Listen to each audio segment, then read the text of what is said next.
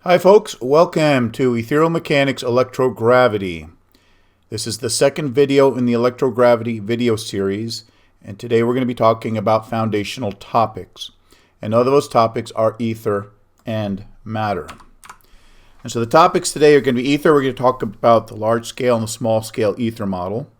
We're going to talk about matter and why matter must feed to exist, and then we're going to talk about the relationship between matter and ether. So let's talk about ether. Now let's go back to the beginning with Einstein's principle of equivalence. Einstein postulated that if you have a man in a spaceship here and his engines are accelerating him through space at 9.8 meters per second squared, he's going to be forced against the bottom of the spaceship with a force equivalent to 1g. In other words, that's the force equivalent to the gravitational force of the Earth, 1g. Now, if you take this spaceship and you land it on the surface of the Earth and shut off the engines, well, sitting in Earth's gravitational field, the spacefarer is also going to feel the effect of 1g. Okay, but here's the Achilles heel of relativity. Relativity cannot explain inertia. Okay, they use that fabric of space-time, and this model works very well for gravity, but it does not explain inertia. And so that is the sucking chest wound of the theory of relativity, is that their model can explain gravity, but it cannot explain inertia, no matter how much Einstein says they're equivalent. And that is the ultimate fail of the theory of relativity. Now let's go and look at ethereal mechanics. Using the same thought experiment. Okay, this is a demonstration of the ethereal mechanics analog. This green mat here represents empty space. And what I'm going to do is I'm going to introduce the medium. This piece of graph paper represents the medium, the ether.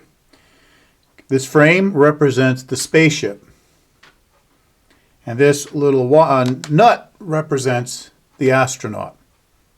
Now, in this analog, velocity relative to the medium is the analog of acceleration relative to the ether. Let me say that again. Velocity relative to the paper represents acceleration relative to the ether. That is what this analog means. Now, as you can see here, as if I have the astronaut in his spaceship, and they're just sitting in free space, the astronaut can bounce around weightlessly. But once the spaceship is under uniform acceleration, he's going to be held against the back of the spaceship. That is inertia. Now, let me introduce the analog for gravity.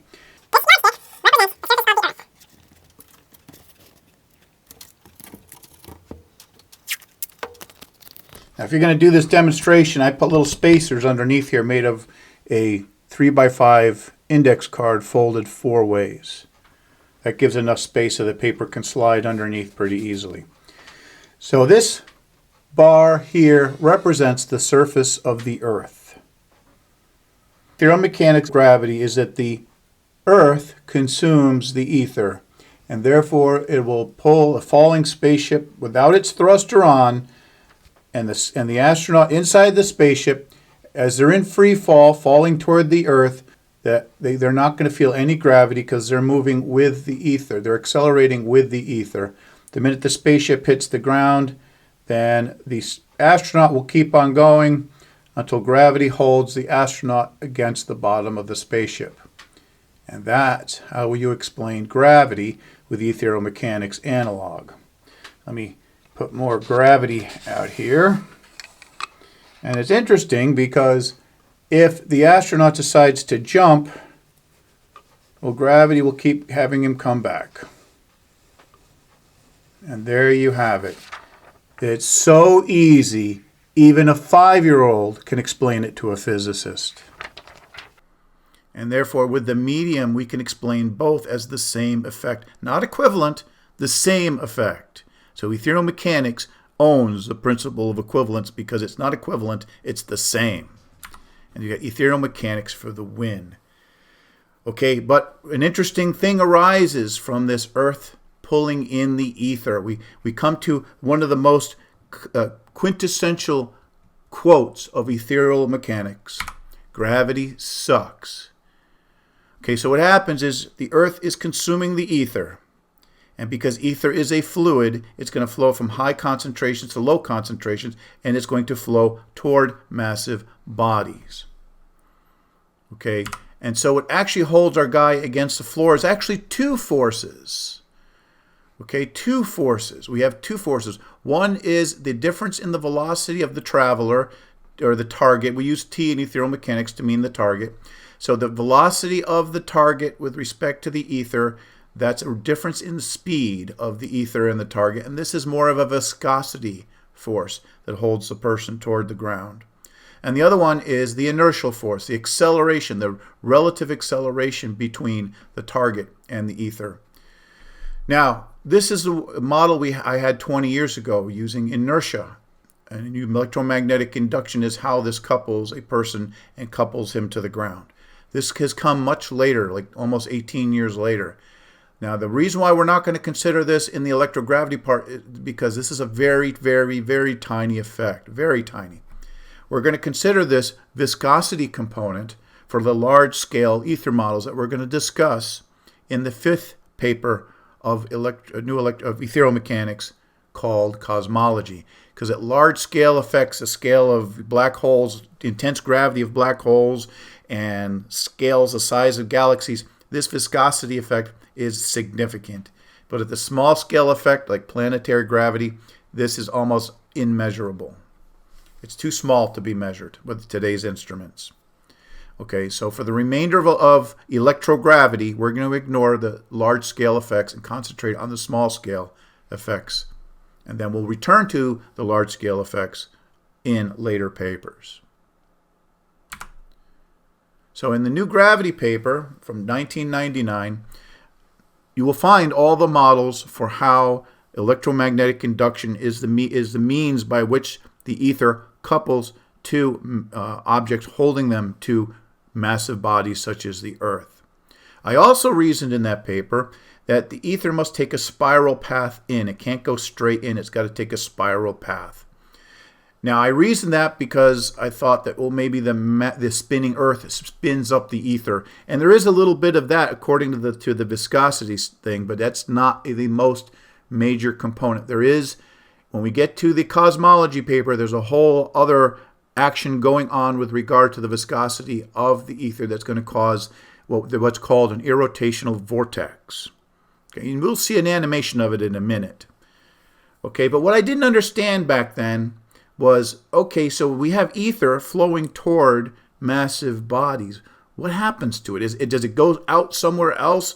What happens to the ether? Why is it flowing toward massive bodies? Well, in 2012, the epiphany hit, and I realized that matter cannot be the perpetual motion machine that physicists deem matter to be. Matter must feed to exist. Matter is not a perpetual motion machine. Now I'm going to leave the link to this video. You can go watch this old video where I'm going to give you, in the next slide, I'm going to give you a really short synopsis of the video. Okay, so take a drone that's hovering over the ground at about, let's say, 1 meter, just to keep the number simple. Right now, this drone is going to be spinning its propellers, burning fuel at a certain rate to maintain a nice constant height over the ground. Okay, now, if we burden this drone with a heavy cannonball, now the drone, in order to maintain that 1 meter height above the ground, has got to burn fuel at a much higher rate. Okay, it's going to be expending energy at a higher rate to maintain the kinetic energy of the cannonball. And what do I mean by kinetic energy? Well, now that this cannonball is in this state, 1 meter above the ground, its potential energy, is going to be mass times gravity times height. So in order to maintain the potential energy of this cannonball, this drone has to burn fuel. So we're going to get into the concept of burning fuel to maintain a static state. Now, off to the right here, we're going to put a post. let's say a wood post, doesn't really matter that much what it's made of. Just sitting there all by itself, and then all of a sudden we put a cannonball on top of that post too. Well, if this drone had to start burning fuel at a higher rate to maintain the stable height of this ball, then when we place the ball on top of this post, then that post must also be burning some kind of energy in order to maintain the stability under the same added stress, because this is under the same, this is reacting to the same load that this guy is. And there must be, along with the conservation of energy, there's got to be some rule about the amount of fuel used for the same job must be the same in terms of not type of fuel, but in terms of joules per second of fuel being consumed. Okay, so, and now if you take the cannonball off, well, the top of the post is going to be held up by the bottom of the post, and therefore the bottom of the post must be burning some kind of fuel to maintain this extra weight at the top, because if you cut the post in half, then the bottom of the post isn't going to be under as much stress if the top of the post weren't there. And then you go all the way down to the lowest molecule, and you find that matter must consume some sort of fuel to maintain its state, its shape, its contained energy, yada, yada, yada. And so matter must feed to exist. And ether is the fuel of matter. Matter under stress must consume more fuel. Now, in the example I showed on the previous page, the addition of the cannonball to the post is not going to increase the ether consumption that much, because ether has an immense amount of fuel. So the total ether consumption will go up, but it may not be measurable because ether contains an immense amount of energy. Okay, now if matter that cannot adequately feed becomes unstable. And we're going to show actual quantities to what is the energy density of the ether in later videos when we start getting into the math. And so, because massive objects consume the ether and the ether is very fluidic, it must observe all the same properties as any other kind of fluid, including the spiral ascent down the sinkhole that's consuming it. And we can see this in the behavior of galaxies. Now, this is an animation. There's no way that humans have been around long enough to photograph this. It's not a perfect animation, but it gets the point across. Okay, but in order for a fluid to have this behavior, it must have density, it must have viscosity, it must have compressibility. Okay, and when we get to the cosmology paper, the 5th paper in the ethereal mechanics series, we're going to demonstrate the galactic simulator, which is nothing more than a big wash tub, and it's going to be fitted out with motors and sensors to monitor the flow of the water in our simulated galaxy. And with this setup, we're going to show you that we're going to get the same anticipated curves. That this is what they expect to get from the stars in the galaxy from the distance from the core, and this is what they observe. In actuality, ethereal mechanics says you should be able to get any curve between these, and even curves that go up, way up like that. There's also a C curve. Okay, so based on what's going on, how old the galaxy is, and what the structure of the galaxy is, you can have any kind of curve from A all the way up to C. And we're going to demonstrate all those with my simple galactic simulator.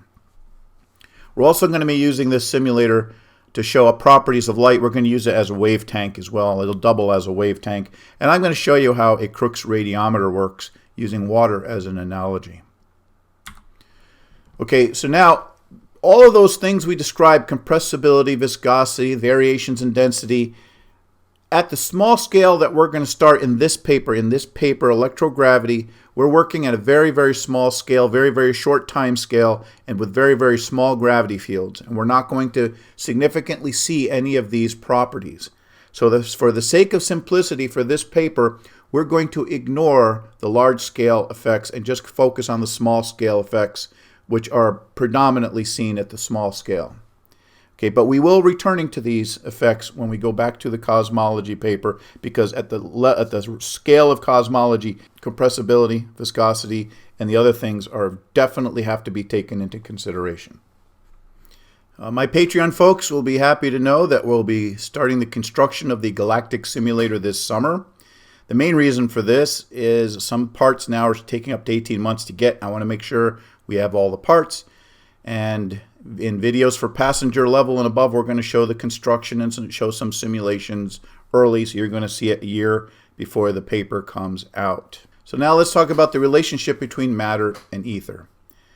If we look at mainstream science, they say, well, actually there is no ether, but then relativity has its fabric of space-time.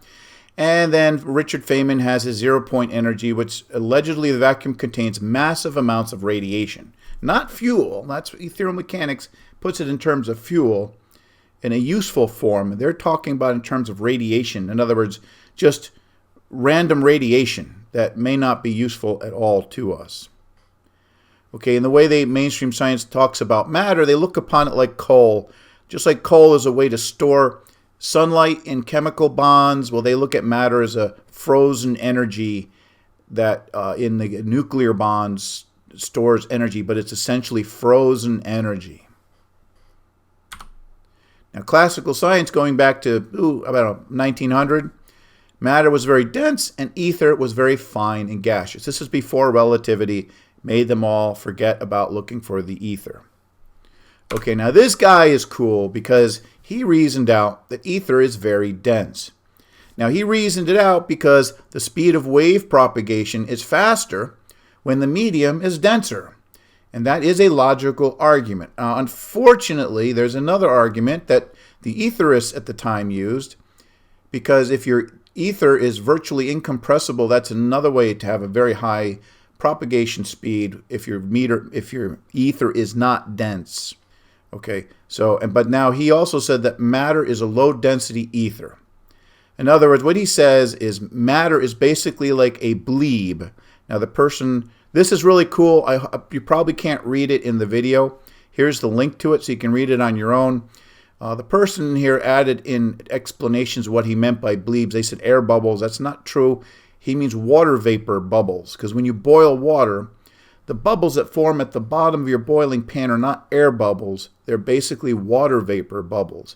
And he considered matter to be ether vapor bubbles. Okay, so matter is lower density ether. So essentially what he's saying is matter is a state of the ether. Ken Wheeler just produced a video about a week ago.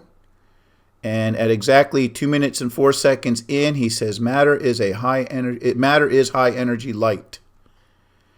Now, his model for light is the same as Maxwell, except that he adds a third component. All of those things that he talks about, he says, are ether modalities. And ether modalities are states of the ether. So if matter is high energy light, then he is also saying matter is a state of the ether.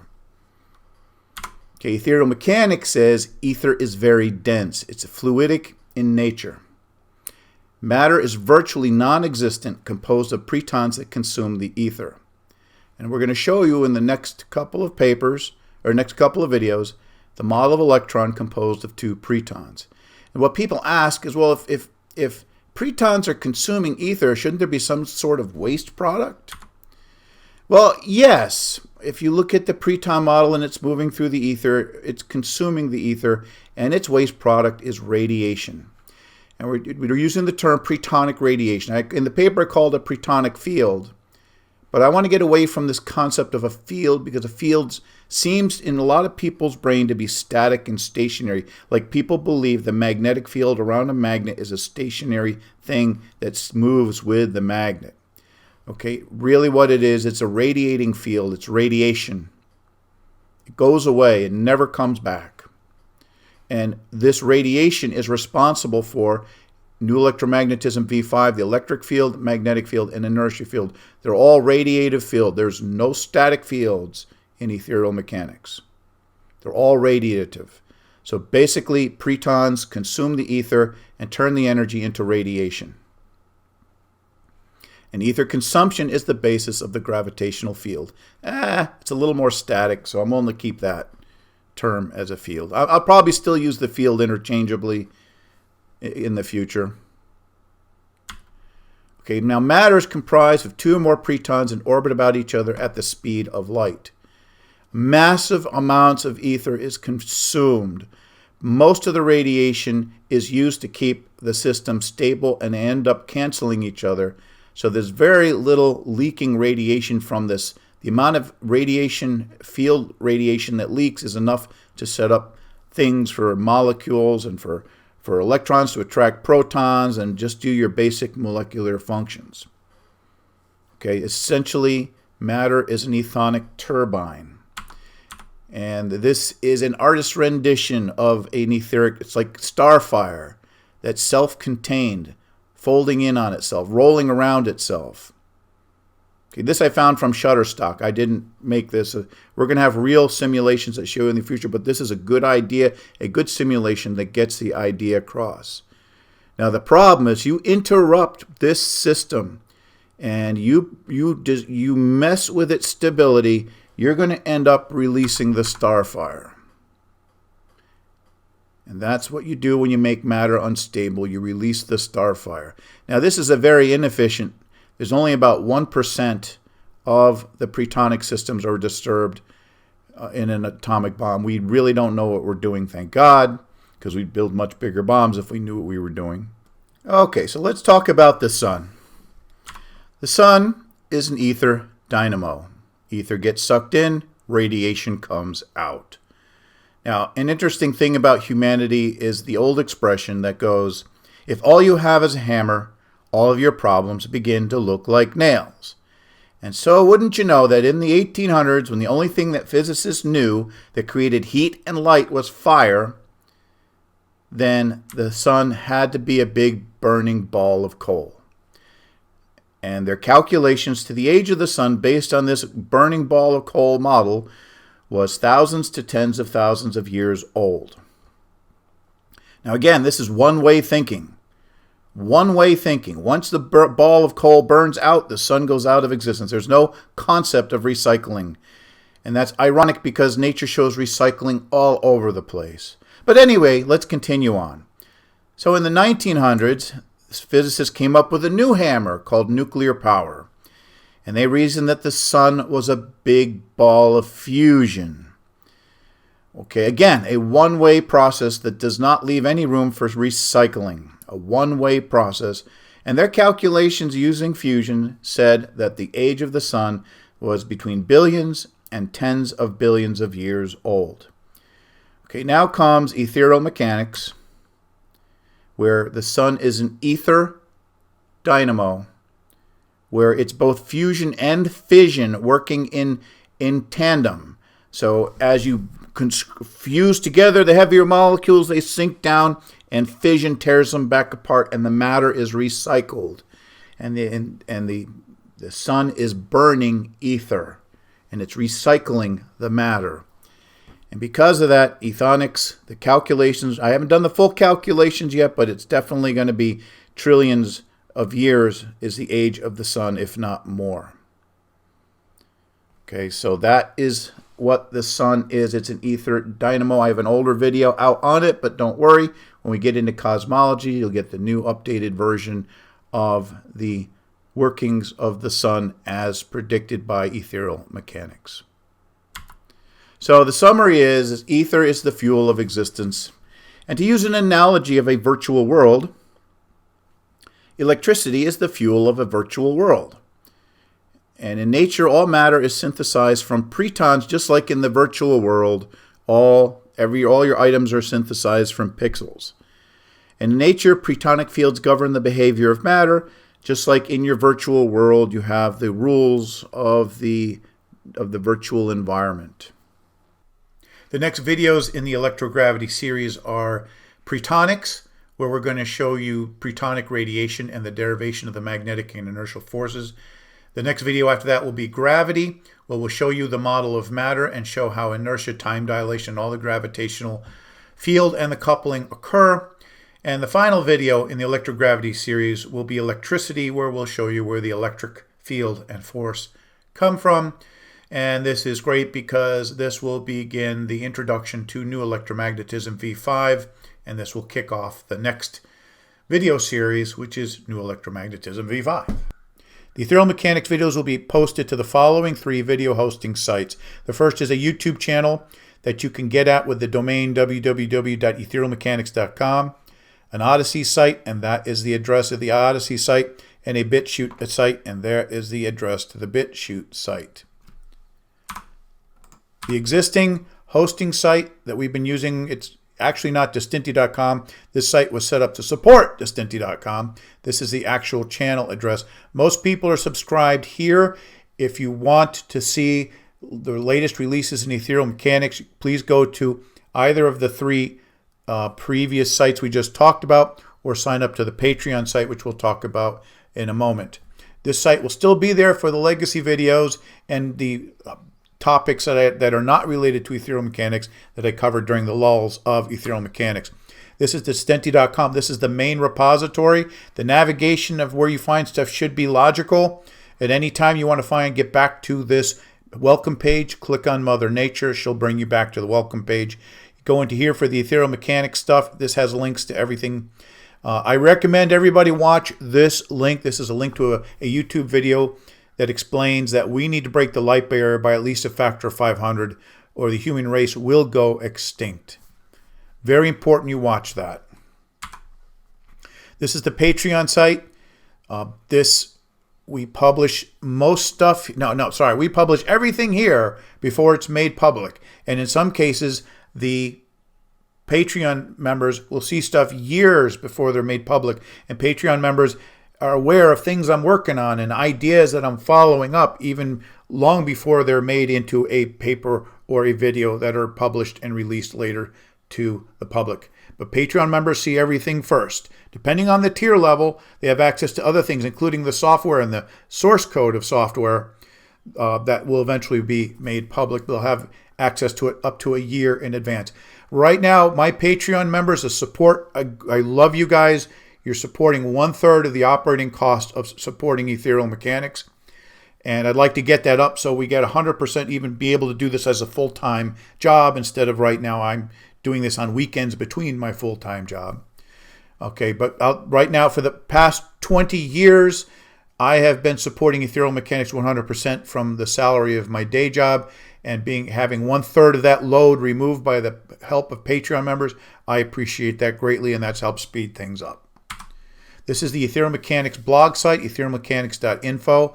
This is set up by supporters, and once we get the income to Ethereal Mechanics up, I'll start helping you guys pay to support this so that you're not supporting this out of your pocket once we get the funding levels up. But I thank you. This is going to be a great help to me in the future, because as people start offering ideas, I'm going to have them posted here so everyone can see it and then send me the link to where to find it. So this is a great asset because, well, anyway, we'll talk about that later. Please help. Thank you very much.